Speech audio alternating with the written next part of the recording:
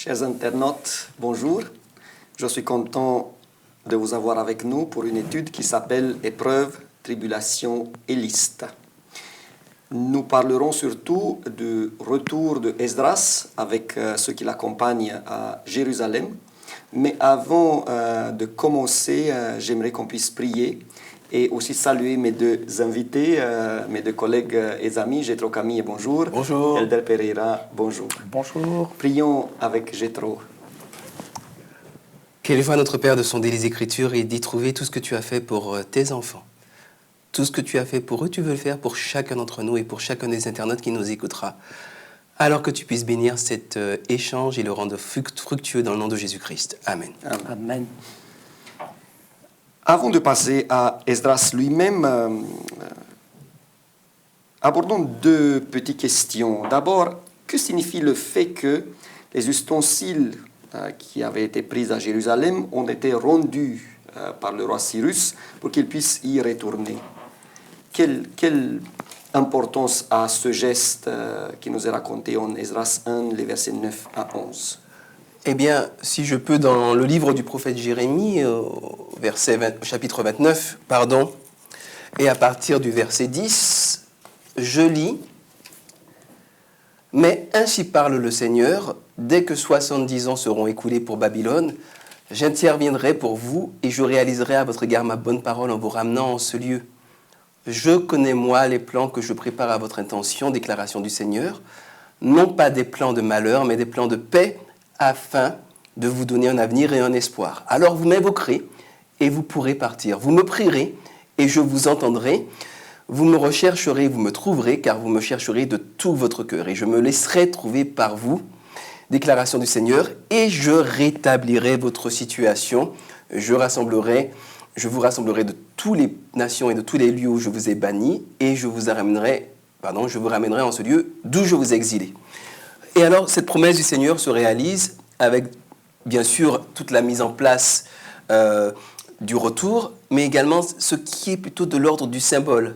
Parce que Dieu aurait très bien pu ordonner aux enfants d'Israël de reforger à partir de l'or qu'ils avaient des objets cultuels, mais de la même manière que Nebuchadnezzar a été présenté dans la Bible comme un outil entre les mains de Dieu pour quelque part sanctionner l'impiété d'Israël, de la même manière, Darius est un outil entre les mains de Dieu, et le fait que ces ustensiles du temple soient redonnés est hautement symbolique en ce sens. Cyrus, je suis d'accord. Oui, Cyrus, pardon.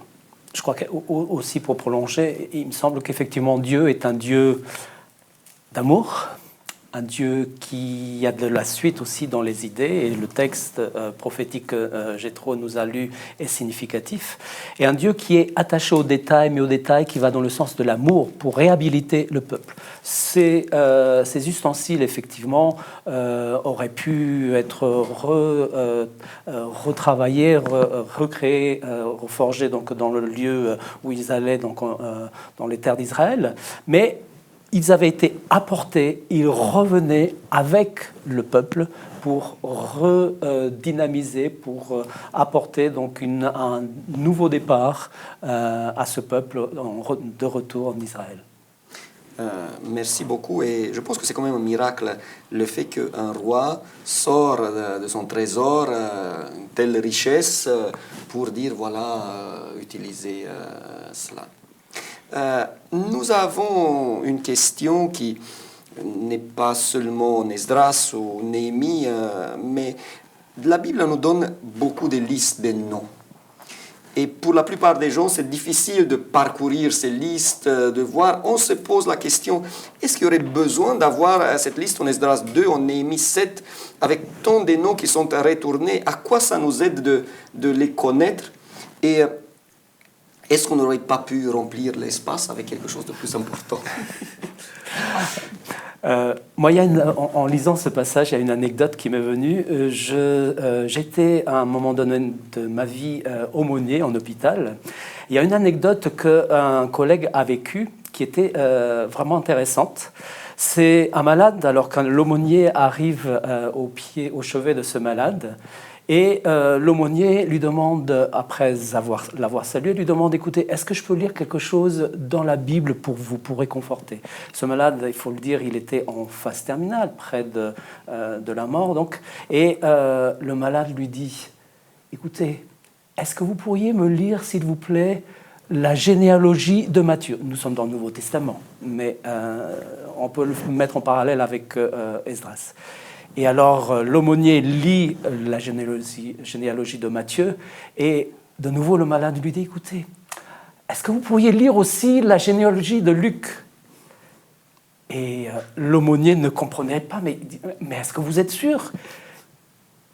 Et l'aumônier s'exécute, et à la fin, le malade le regarde et lui dit, vous savez quoi?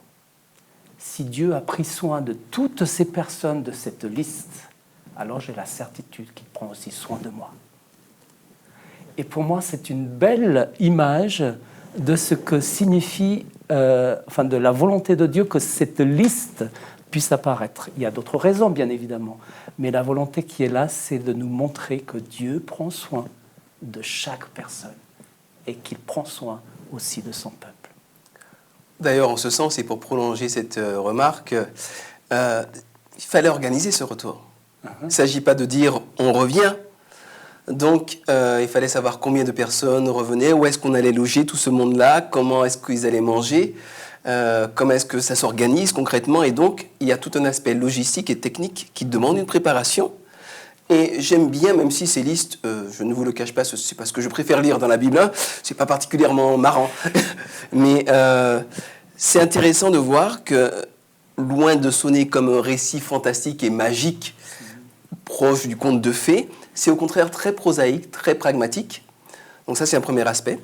Et puis le deuxième aspect, c'est qu'il y a quand même tout le service du temple à réorganiser.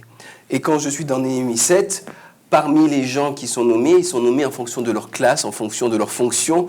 Donc au verset 39, il y a les prêtres, au verset 43, il y a les lévites, au verset 44, il y a les chantres, au verset 45, il y a les portiers. Et tout cela est important, me semble-t-il, pour deux raisons. Premièrement, pour des questions évidentes de bonne organisation. Et puis la deuxième chose, c'est qu'on est quand même dans des peuples de tradition orale. Et ces textes sont connus par cœur par les prêtres, en théorie, en fait, seront connus par cœur par les prêtres en principe. Et sachant que les Juifs sont très portés sur l'ascendance et la généalogie, ils pourront toujours demander à leurs ascendants, de génération en génération, qui était là quand le retour s'est fait. Et ils auront une attestation, une certification que oui, effectivement, arrière-grand-papa y était et a participé et faisait partie de telle classe. Voilà, je pense qu'il y a plusieurs aspects qui sont de l'ordre fonctionnel, mais également de l'ordre du témoignage. Oui. Un autre élément, me semble-t-il, c'est qu'effectivement, la nation d'Israël, pendant les 70 ans annoncés de Jérémie, elle a été donc en déportation. Là, c'était la reconstruction du peuple d'Israël en tant que nation. En tant que chacun d'entre nous a probablement une carte d'identité, un passeport. C'est ce qui lui permet de dire qu'il appartient à une nation. Cette liste est là un petit peu pour les mêmes fonctions. Donner au peuple qu'il appartient à une nation, même s'il a été déporté, même si a priori il était inexistant, maintenant il reprend au niveau national sa propre existence. Et ça me semble être vraiment très important. À la fois la valeur de l'individu, mentionnée dans la liste, mais aussi la valeur de la nation au travers de chaque individu et de chaque famille. Oui, ça donnera lieu d'ailleurs par la suite à une forme d'écrémage, si j'ose dire, en ce sens qu'une partie du peuple s'était complètement mélangée, avait perdu toutes ses racines hébraïques. Et donc, ce recensement permet de faire un petit peu... Il y a même des enquêtes de généalogie dont parle Néhémie, qui sont faites pour pouvoir savoir qui vient d'où et qui est encore un juif désireux de participer à ce projet national et surtout spirituel. C'est très intéressant ce que vous dites. Et je pense aussi que si on prendrait les noms et on voyait chaque nom ce que ça veut dire, on pourrait trouver aussi beaucoup de choses intéressantes. Maintenant, Esdras est là, il veut retourner à Jérusalem. Il y a l'édit du roi qui lui donne un certain pouvoir. Il a rassembler un certain nombre de personnes et puis il se retrouve, quand il regarde les personnes, qu'il n'y a pas de prêtre avec lui. S'il vous plaît, dites-moi, pourquoi était-il si important pour Esdras d'avoir aussi des prêtres, en sachant que à Jérusalem, il y avait déjà du peuple, il y avait déjà des prêtres qui étaient là. Pourquoi avait-il besoin d'avoir encore d'autres? Moi, il me semble, on a souligné l'aspect individuel, la valeur de la personne. On a souligné la valeur, l'aspect national, donc l'identité nationale. Maintenant, Esdras, à mon sens, il souligne l'importance des prêtres. C'est aussi la valeur spirituelle qu'il doit porter avec lui. Esdras, je ne sais pas s'il avait pleinement connaissance de tout ce qui se passait en Israël. Effectivement, il y a eu donc un retour par vague, mais de même que Néhémie va agir, va préparer son projet de façon qui lui était propre, me semble-t-il, Esdras avait besoin que, en fait, cet autre aspect qui était l'aspect identitaire, spirituel du peuple puisse être représenté dans les personnes qui faisaient partie de cette deuxième vague. Oui, et puis on peut dire que Esdras avait conscience du caractère sacré de ces objets. Il ne s'agissait pas de ramener des laisses ou des selles de chevaux, il s'agissait de ramener les objets sacrés du temple. Alors, il y a un double aspect. Et un aspect, quelque part, sécuritaire, si j'ose dire, parce qu'il n'ose pas demander, il le dit un petit peu plus tard dans le texte, il n'ose pas demander d'escorte de soldats au roi pour les objets, parce qu'il a fait la promotion de la puissance du Dieu des cieux.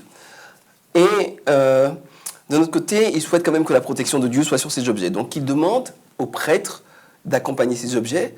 Et le deuxième aspect, ce serait donc l'aspect du caractère sacré. On l'a vu, les objets qui sont... Ce n'est pas que les objets soient magiques en eux-mêmes. Vous savez, de l'or, c'est de l'or. Le métal, c'est le même.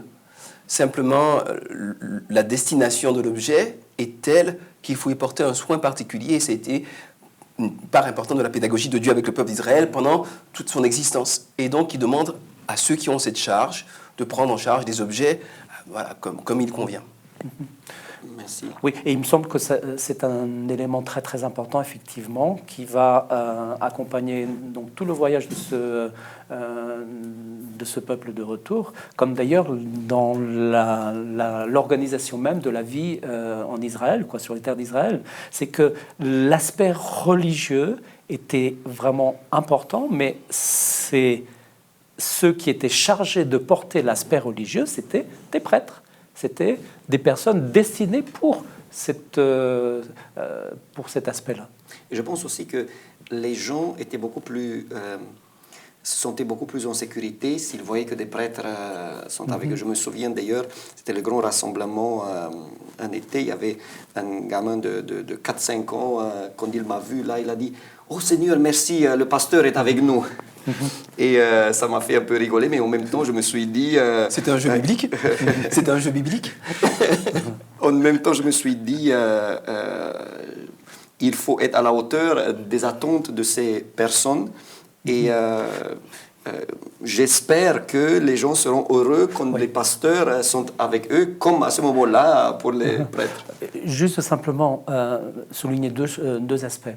Semble-t-il, là, il ne faut absolument rien voir comme aspect pyramidal d'organisation de la société au niveau religieux ou autre. Il faut voir simplement les différences de charges. Et ça, on peut le voir très bien. Je me suis retrouvé une fois, pour illustrer encore la situation, je me suis trouvé une fois dans des obsèques.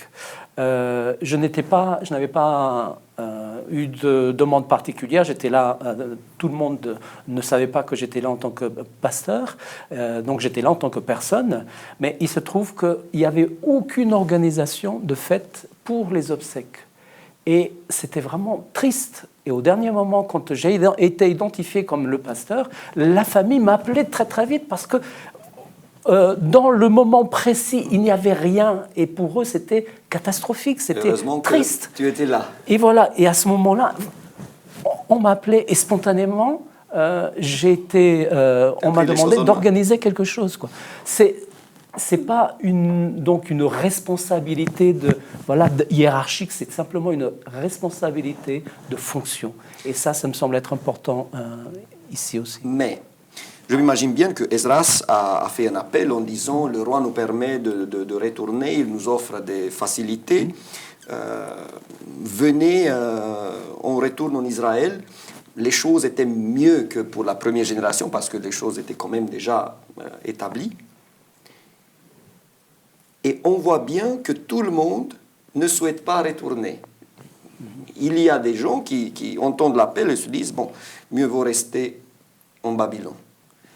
Ma question est, d'après vous, pourquoi les gens voulaient-ils rester en Babylone alors qu'ils étaient juifs, alors que leur rêve était d'avoir leur terre, voilà. On pourrait évoquer plusieurs aspects. Commençons par le début, peut-être. La déportation. Là, on est, vous savez, dans cette région-là, à cette époque-là, on est dans ce que j'appellerais la géopolitique de la foi. Et donc, je te fais la guerre, et si je gagne, c'est pas tellement moi qui ai gagné, c'est mon Dieu qui a vaincu ton Dieu, et c'est la preuve qu'il a la suprématie sur tout le reste. Et donc, le Dieu d'Israël, pour beaucoup de Juifs, j'imagine, a été vaincu par les dieux babyloniens, puisque Nebuchadnezzar a déporté le peuple. Donc, un certain nombre ont dû perdre la foi. C'est un premier élément qu'on peut évoquer, qui est assez logique dans ce contexte-là. De la même manière que certains, en voyant Jésus sur la croix, ont dû être découragés et se dire « bon, ben, je me suis trompé, c'est pas lui ». Ça fait sens d'une certaine manière. Et puis, vous savez, après 3-4 générations, 70 ans, c'est quoi une génération? C'est 20 ans. Après 3-4 générations, beaucoup de choses ont perdu leur sens. Il y a l'acculturation. Vous savez que quand vous arrivez dans ces pays-là, on vous change votre nom, on vous change votre régime alimentaire, on vous interdit de parler votre langue. Bref, on vous prive de tout ce qui est vous et on essaie de vous acculturer, de vous assimiler le plus vite possible. Et donc, il faut faire preuve d'une vraie volonté, d'une vraie persévérance, d'une vraie vision pour garder la foi en Dieu, garder les commandements qu'il a donnés, et indépendamment de toute la pression extérieure, parce que c'est dangereux de désobéir, la désobéissance civile, eh bien, c'est presque étonnant en fait qu'autant de gens se soient décidés à retourner et aient eu ce projet-là. C'est plutôt cela que je trouverais comme miraculeux. Personnellement, je comprends très très bien je dirais, la problématique qui a pu se passer. Je suis un déraciné. Je suis né dans un pays, le Portugal, j'ai grandi en France, et pour moi, ça a été une expérience, je dirais, particulière parce que j'ai grandi avec la culture dans laquelle je vis actuellement, quoi. Donc, si on me demandait de retourner dans mon pays d'origine, mon pays natal, que j'aime pourtant, je crois que j'hésiterais certainement. Pourquoi ? Parce qu'il y a plein de choses qui sont passées dans cette relation avec ce pays d'adoption que fut pour moi la France. Donc, il me semble que pour le peuple d'Israël, 70 ans, ça marque. Les dernières générations n'ont pas connu, n'avaient aucune connaissance de leur pays d'origine. Donc, au-delà de l'aspect spirituel, il y a donc un aspect purement sociologique, culturel, psychologique. Quand on a construit plein de choses dans un endroit, il suffit simplement de nous voir. Je veux dire, quand on grandit, par exemple, je prends l'Île-de-France, par exemple, la capitale, et quand on se dit, voilà, maintenant, tu vas aller au fin fond de la Creuse, certainement, on hésiterait. Et il nous faudrait une vision particulière pour dire, voilà, j'ai des bonnes raisons pour aller à la campagne que je peux aimer malgré tout. Mais ça crée un deuxième déracinement. Et psychologiquement, on n'aime pas le déracinement. Psychologiquement, on a besoin de racines spirituelles, personnelles, fortes pour être capable de se déraciner d'un endroit à l'autre et reconstruire sa vie ailleurs. Et là, c'est un défi spirituel. Est-ce qu'il n'y a pas un danger qu'à un certain moment, nous sommes tellement enracinés ici sur Terre que nous déraciner, aller au ciel, sera perçu comme pas trop bienvenu? Mais c'est bien connu. Quand on a tout, on n'a plus besoin de rien. Et donc, je crois que ce que tu exprimes, c'est très authentique.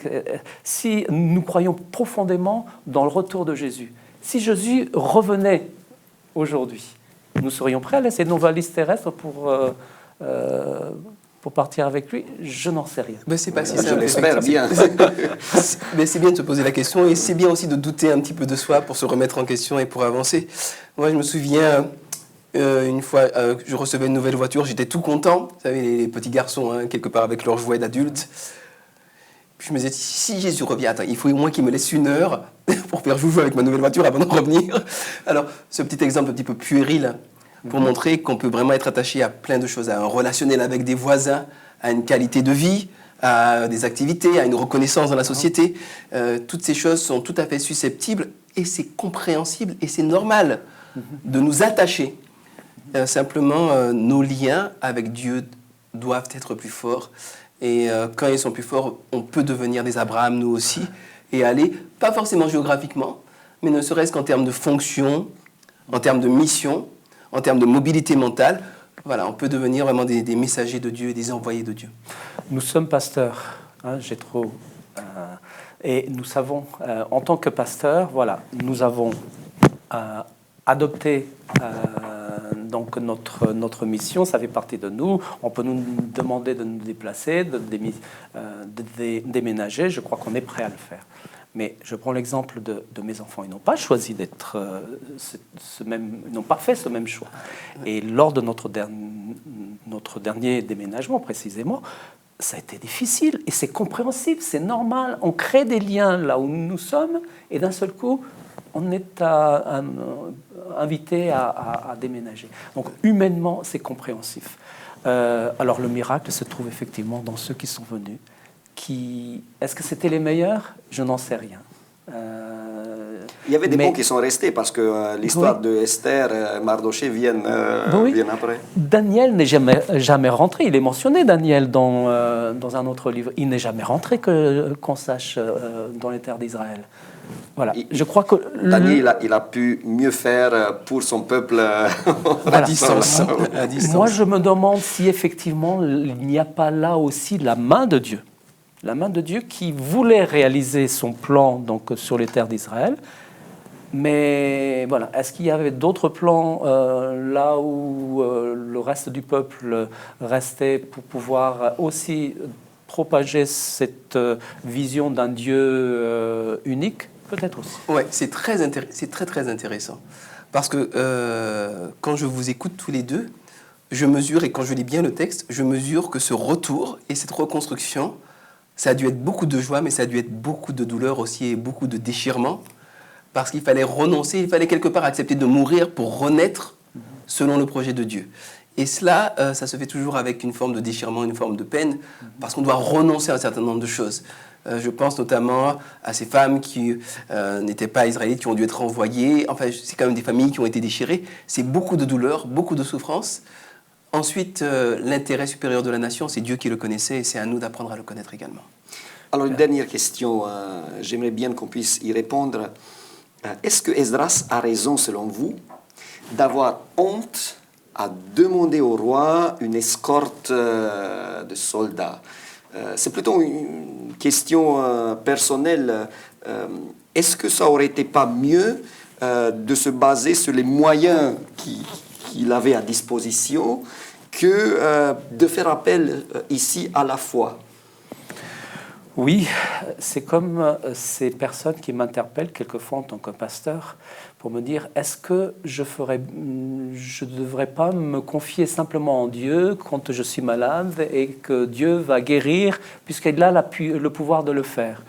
Je crois que Dieu utilise simplement les moyens que nous sommes prêts à lui offrir, c'est-à-dire la place qu'on est prêt à lui offrir. Me semble-t-il, par rapport à Esdras, le texte nous dit qu'en fait, il avait affirmé donc au peuple, au roi, la main de notre Dieu est pour leur bien sur tous ceux qui le cherchent, mais sa force et sa colère sont sur tous ceux qui l'abandonnent. Donc je cite là Esdras chapitre 8, le verset 22. Donc si Esdras avait dit au roi, eh bien, Dieu est capable de nous protéger, eh bien, c'est le moment de le mettre à l'œuvre, ce qu'il a dit. Je crois que c'est la cohérence même des paroles qu'on prononce.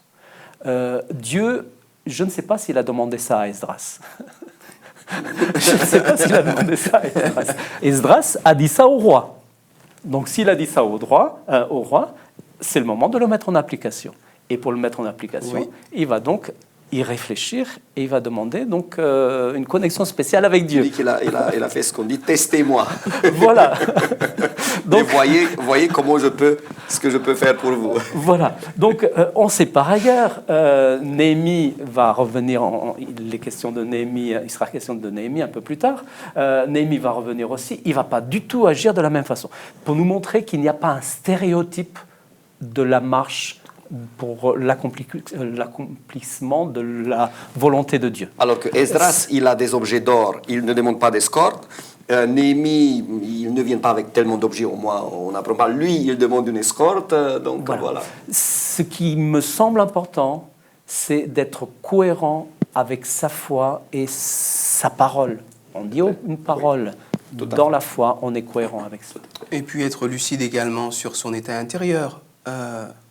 J'avais cette discussion avec un certain nombre de sœurs par rapport à la problématique des pervers narcissiques, qui est une problématique très intéressante avec des gens qui, a priori, ne sont pas curables.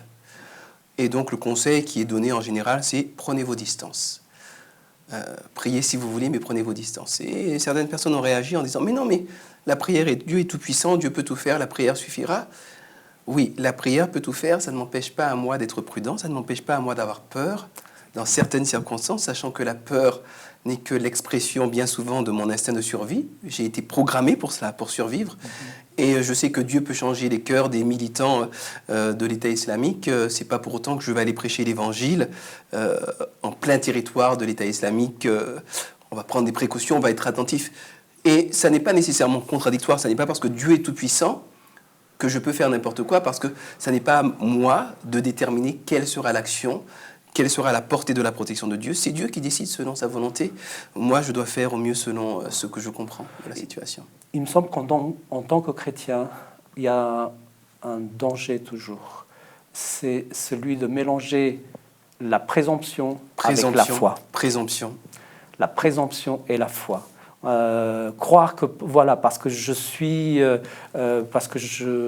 croyant, que je fais confiance à Dieu, croire que je peux tout lui demander, il va répondre comme je vais le lui demander. Je crois que c'est une erreur. La foi, c'est aussi sortir aussi de nos petites boîtes pour être capable de demander de l'aide, même à des personnes qui ne sont pas forcément croyantes, mais qui dans un domaine professionnel, par exemple médical, sont plus préparées que moi-même pour savoir quel pourra être le meilleur traitement. Merci. Et je pense que nous avons un bel exemple quand même de Esdras, qui a voulu mettre la foi en avance. Dieu a répondu, ça veut dire que même si ce n'est pas lui qui lui a demandé, il a approuvé ce que Esdras a fait. Et j'espère, chers internautes, que vous avez pu trouver des bonnes idées dans les contributions de mes collègues. Et je vous souhaite une bonne semaine. J'espère que vous allez avoir envie d'étudier la Bible.